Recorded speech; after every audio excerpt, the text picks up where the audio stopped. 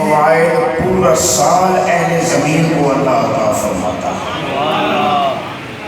آپ جانتے ہیں کہ جب گھر میں بہت مصیبت ہو تو پھر بکرا لا کے گھر میں ذبح کیا جاتا ہے، گھر میں خون بہایا جاتا ہے کہ تاکہ جیسے جانور کے گلے میں چھری پھرے تو مصیبتوں کے گلے میں بھی چھری پھر جائے۔ یعنی اس گھر میں حلال جانور کو اللہ کے نام پر ذبح کیا جاتا ہے، وہ بہتا ہوا خون بڑا قیمتی ہوتا ہے۔ وہ ذبح ہونے والا جانور اس کے ساتھ ہی بلاؤں پر بھی چھریاں چل جاتی ہیں۔ تو میں تو سچی بات ہے یہ سوچ رہا تھا کہ اس امت پر اللہ کا کتنا بڑا فضل ہوا، کتنا بڑا احسان ہوا کہ یہ جو بہتا ہوا خون ہے اور اچھے اچھے بڑے بڑے گھرانوں کے بچے جو روٹین کے ساتھ کبھی کسی جانور کے قریب نہیں جاتے، لیکن قربانی کے جانور کے ساتھ ان کی محبت ممانست اور پھر اس کے بعد اس کو ذبح کرنا، پھر اس کا گوشت بنانا، پھر اپنی پوری اپنائیت کا ذکر کرنا، تذکرہ کرنا اور ساتھ اظہار کرنا، یہ وہ خاص جذبہ ہے جو اللہ تعالیٰ نے اس امت کو عطا فرمایا۔ تو بہتا ہوا خون اپنے ساتھ پتہ نہیں کتنی مصیبتیں بہا کے لے جاتا ہے۔ پھر اللہ کریم کا کتنا فضل ہوا کہ اللہ نے قربانیاں کی، اس کے بعد علائشیں، اور یہ چیزیں ہمارے پاس میں نہیں ہوتی کہ ہم کتنا کوئی پانی کنویں سے نکالیں گے، کتنا کوئی پانی ہم کسی اور ذریعے سے لائیں گے کہ ہم سڑکوں کو صاف کریں، گلیوں کو صاف کریں، کہ جو بھی جانوروں کی علائشوں کی وجہ سے ماحول میں کوئی تعفن پھیل سکتا ہے اس کے اثرات کم سے کم کیے جائیں۔ تو اس کریم نے کتنا بڑا احسان کیا، کل پہلے موقع دیا عید ادا کرنے کا، پھر موقع دیا جانور ذبح کرنے کا، اور پھر اللہ نے اپنی رحمت کی بارش برسا کے ہر چیز کو وہاں سے اٹھا کے تو اللہ تعالیٰ نے پورا علاقہ اپنی رحمت کے پانی سے صاف کر دیا۔ یہ اس کی طرف سے رضا کی دلیل ہے کہ تم نے میری خاطر قربانیاں کی ہیں، میں تمہارے ماحول کو بھی اپنی رحمت سے مالا مال کرتا ہوں۔ یہ اس کی طرف سے خاص ایک محبت اور مہربانی کا معاملہ ہوا۔ لہذا ارشاد ہوا قل ان صلاتی و نسکی و محیایا و مماتی للہ رب العالمین۔ اللہ اکبر۔ یہ رسول اللہ صلی اللہ علیہ وآلہ وسلم کے ذریعہ سے امت کو نیتیں سکھائی جا رہی ہیں، امت کی تربیت ہو رہی ہے۔ یاد رکھیں نبی کریم علیہ السلام کے اعمال مبارکہ تعلیم امت کے لیے تھے۔ اگر نبی کریم علیہ السلام نے کسی جگہ عاجزی کی ہے، کسی جگہ حضور نے لاعلمی کا اظہار کیا ہے، کسی جگہ حضور نے کوئی سوال کر کے اس معاملے میں پوچھ لیا ہے، تو اس کا معنی یہ نہیں ہے کہ حضور جانتے نہیں تھے، حضور معلم تھے، اور معلم کا یہ کام ہوتا ہے کہ جاننے کے باوجود انجانا بن کے سوال کریں۔ آپ سمجھے نہیں ہیں، پیار سے بولیں۔ جو کالج یونیورسٹیوں اسکولوں مدرسوں میں پڑھتے ہیں وہ جانتے ہیں کہ استاد باوجود اس کے کہ علم رکھتا ہے، لیکن جب سوال کرتا ہے تو ایسے تاکہ بچے جواب دیں کہ سوال کرنے والے کو پتہ ہی نہیں ہے، وہ ایسے کر کے سوال کرتا ہے۔ اصل مقصود یہ ہوتا ہے کہ بچوں کے علم میں اضافہ کرنا ہے۔ تو اگر شاگرد یہ کہنا شروع ہو جائیں کہ استاد ہم سے پوچھ رہے ہیں کہ اگر جانتے ہی کچھ نہیں ہے، تو لوگ بے وقوف کہیں گے جانتا وہ سب کچھ ہے اسی لیے تو استاد بنا ہے، لیکن تمہیں علم دینے کے لیے سوال کر کے تمہیں موقع مہیا کر رہا ہے تاکہ تمہارے سینے میں علم منتقل ہو جائے۔ مصطفیٰ سب کچھ جانتے تھے، اللہ نے مصطفیٰ کو سب کچھ عطا کر دیا علم، لیکن کسی جگہ اگر حضور نے کوئی سوال کیا ہے تو اس میں امت کو تعلیم دینا مقصود تھا۔ یہاں پر تو کیا خوبصورت ادائیگی ہے، ارشاد ہوا قل محبوب آپ فرمائیں، پیار سے بولیں رسول اللہ۔ اچھا بھائی، اگر استاد کسی اپنی شاگرد سے کہے کہ ذرا آپ بات کرو، شاگرد کو اتنا بڑا ناز ہوتا ہے کہ اتنی شاگردوں میں سے میرا انتخاب ہوا۔ اگر پیر و مرشد کہیں کہ ذرا تم یہ بات کرو نا، اور اتنے ہزاروں مرید بیٹھے ہوئے ہیں، ان مریدوں میں سے ایک مرید کو کہا جائے میری طرف سے یہ اعلان کرو نا، تو اس مرید کے ناز کا عالم کیا ہوگا۔ بات پیر کی ہے، اعلان مرید کر رہا ہے، بات استاد کی ہے، اعلان شاگرد کر رہا ہے، تو اپنے اس انتخاب پر وہ ناز کرتا ہے۔ بات اللہ کی ہے، اعلان مصطفیٰ فرماتا ہے۔ سبحان اللہ، سبحان اللہ، سبحان اللہ۔ اللہ نے اپنی بھی بات لوگوں تک پہنچائی ہے نا، تو مصطفیٰ کی زبان سے مصطفیٰ کے دہن سے پہنچائی ہے۔ تو جو اتنا عظمتوں کا مالک اللہ ہے، وہ بھی اپنی بات اگر مخلوق تک پہنچاتا ہے تو بزبان مصطفیٰ پہنچاتا ہے، اور اگر کسی کا عمل قبول کرتا ہے تو بواسطہ رسول مصطفیٰ قبول کرتا ہے۔ ارشاد ہوا قل ان صلاتی، محبوب فرمائیں بے شک میری نماز، کیا میری نماز، صرف نماز نہیں، صلاتی میری نماز۔ سبحان اللہ، حضور کی نماز پہ بھی قربان جائیں، حضور کی نماز پہ بھی قربان جائیں۔ سرکار کس انداز سے اللہ کی بارگاہ میں کھڑے ہوتے، کس محبت سے سرکار رکوع میں جایا کرتے، کس پیار سے مصطفیٰ سجدے میں سر رکھ کے اللہ کے حضور میں اپنی محبتوں کا نذرانہ پیش کیا کرتے تھے، کس محبت سے سرکار جلسے کی حالت میں، اتحیات کی حالت میں اپنی ساری محبتیں مالک کی بارگاہ میں پیش کیا کرتے تھے۔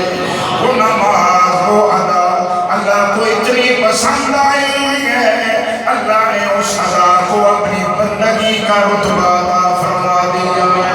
فرمایا نماز میرے لیے، بندگی میری ہے، مگر پڑھنی ایسے ہے جیسے میرے مصطفیٰ نے پڑھی ہے۔ اللہ اکبر۔ مسجد کے لیے، اللہ کے گھر کے لیے خدمت کرتے رہے، اور ایک دو باتیں پیار سے سنے گا۔ رسول اللہ صلی اللہ علیہ وسلم کی ادا، حضور نبی پاک سرکار دو عالم صلی اللہ علیہ وآلہ وسلم کا نمونہ، اللہ نے حضور کی ذات کو سب کے لیے کامل نمونہ بنایا۔ فرمایا اگر زندگی گزارنا چاہتے ہو تو میرے محبوب کی زندگی میں تم سب کے لیے کامل نمونہ موجود ہے۔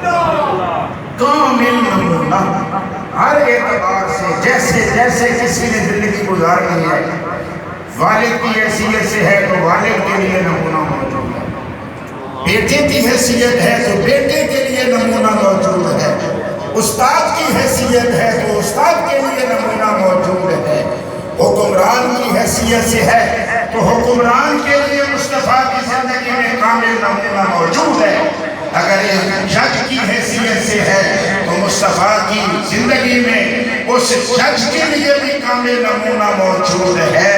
یعنی زندگی کا کوئی بھی شعبہ ہو جس کو بھی رہنمائی کی ضرورت پیش آئے، اللہ نے ہر ایک کے لیے مصطفیٰ کو کامل نمونہ بنا دیا۔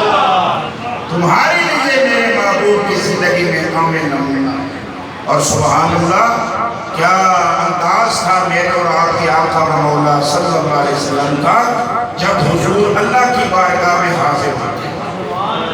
اللہ سبحان اللہ، اللہ کے محبوب ہیں مصطفیٰ، مصطفیٰ کا محبوب ہے اللہ۔ عجیب منظر ہے، اللہ حضور سے محبت کرتا ہے، حضور اللہ سے محبت کرتا ہے۔ یک وقت محب و محبوب کا معاملہ ہے، محب بھی ہیں محبوب بھی ہیں، اور وہ محب بھی ہے وہ محبوب بھی ہے۔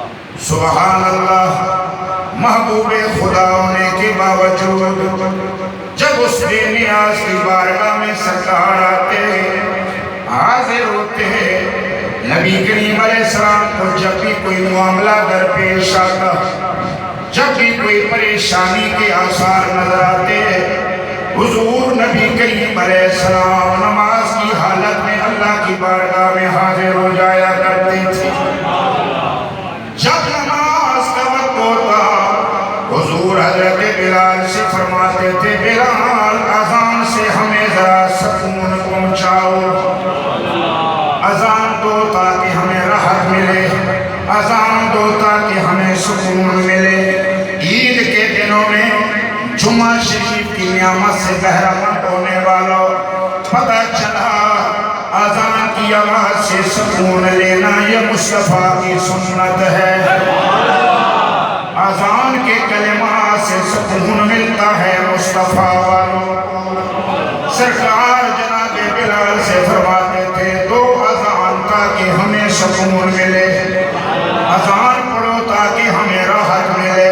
پتہ چلا اللہ کے نام میں جو تاثیر ہے وہ کسی بھی دوائی میں وہ اثر نہیں جو مومن کے لیے اللہ کے نام کے اندر تاثیر رکھی گئی ہے۔ حضور نبی کریم علیہ السلام اللہ کی بارگاہ میں حاضر ہوتے، ہاتھوں کو باندھ لیتے، میرے آقا کی ادائیگی کے قربان جائیں۔ سرکار نماز شروع فرماتے، آپ اپنے دونوں ہاتھوں کے کانوں کی لو تک اپنے ہاتھوں کے انگوٹھوں کو لے جاتے، ادب و احترام کا مجسم بن جایا کرتے تھے۔ سرکار کے ہاتھوں کی انگلیاں قبلہ کی طرف رہتی تھیں۔ مصطفیٰ لجپال آقا و مولا اس طرح رفع یدین کر کے نماز کا آغاز فرمایا کرتے تھے، اور ہم اہل سنت و جماعت بھی ہماری نماز کا آغاز بھی رفع یدین سے ہی ہوتا ہے۔ لوگ خامخواہ سنیوں میں باتیں کرتے ہیں، یہ رفع یدین نہیں کرتے۔ میں نے کہا پاگل ہو، ہماری نماز تو شروع ہی رفع یدین سے۔ جب ہم نماز شروع کرتے ہیں تو ہمارا کیا کام ہوتا ہے؟ ہم دونوں ہاتھوں کو اٹھاتے ہیں اور دونوں ہاتھ اٹھا کے کانوں کی لو تک ہمارے ہاتھوں کے انگوٹھے چلے جاتے ہیں۔ یدین شب ایک ہاتھ کو کہتے ہیں یدین دو ہاتھ، شب ایک ہاتھ یدین دونوں ہاتھ۔ رفع کا معنی ہوتا ہے اٹھانا، تو رفع یدین کا معنی ہوا دونوں ہاتھ اٹھانا۔ تو جس کسی کو یہ شبہ ہے کہ سنی رفع یدین نہیں کرتے، اسے شبہ دور کر لینا چاہیے، ہماری نماز کا آغاز ہی رفع یدین سے ہوتا ہے۔ ہم پہلے ہاتھ دونوں اٹھاتے، اٹھا کے کانوں کی لو تک لے کے جاتے ہیں، دونوں ہاتھ اٹھائے رفع یدین کیا، پھر ہم نے اپنی نماز کا آغاز کیا۔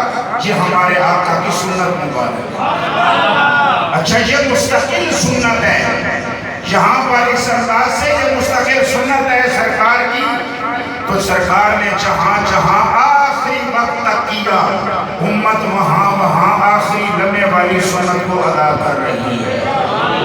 کئی ایک مواقع پہ کیا، کئی جگہ پھر چھوڑ دیا۔ جس کو مصطفیٰ نے چھوڑ دیا اس کو امت نے بھی چھوڑ دیا، جس کو مصطفیٰ نے ہمیشہ جاری رکھا امت نے بھی اس کو جاری رکھا۔ پیار سے بولے ذرا سبحان اللہ۔ اب دیکھیں ذرا ادائیگی کیسی ہے، سرکار ہاتھ اٹھاتے ہیں، ہاتھ اٹھانے کے بعد میرے مصطفیٰ ناف کے نیچے ہاتھ باندھ لیتے ہیں، اور ناف کے نیچے ہاتھ باندھنے کا انداز مکمل ادب کا انداز ہے، مجسم ادب بن کے بندہ کھڑا ہوتا ہے۔ حضرت نصیر ملت حضرت پیر سید نصیر الدین نصیر گیلانی گولوی رحمت اللہ علیہ دل فرمانے لگے، جب حنفی نماز پڑھتا ہے اللہ بھی پیار سے دیکھتا ہے، کوئی میرے دروازے پہ ادب والا آیا۔ سبحان فرمایا جب حنفی نماز پڑھتا ہے مجسم بن کے نماز پڑھتا ہے، ایک عام سے بندے کے پاس بھی بندہ جائے تو ٹانگوں چوڑا کرتا نہیں ہے، مناسب مقدار میں ٹانگیں رکھ کے کھڑا ہوتا ہے۔ تو ایک ادب ہے نا، ایک تہذیب ہے۔ تو اسی طرح جب حنفی اللہ کی بارگاہ میں آ کے کھڑا ہوتا ہے تو پیر جی فرماتے تھے اللہ بھی پیار سے دیکھتا ہے کہ کس ادب سے حنفی میری بارگاہ میں بندگی کر رہا ہے۔ ہم اللہ کا شکر ادا کرتے ہیں کہ ہم رسول اللہ صلی اللہ علیہ وآلہ وسلم کی اداؤں کے قربان ہونے والے۔ فرمایا بے شک میری نماز، صدقے ان جملوں پہ میری نماز، شاید اس میں بھی ہے نا صلاتی، میری نماز، تو جو مصطفیٰ کی نماز ہے، ایک آپ کی نماز ہے، ایک میری نماز ہے، کسی اور کی نماز ہے، ہماری نمازیں تو بڑی ناقص سی نمازیں ہیں، مگر کیا کہنے ان نمازوں کے جو مصطفیٰ کی نمازیں ہیں۔ تو فرمایا بے شک میری نماز، میری قربانی، میرا جینا، میرا دنیا سے جانا اس اللہ کے لیے ہے جو سارے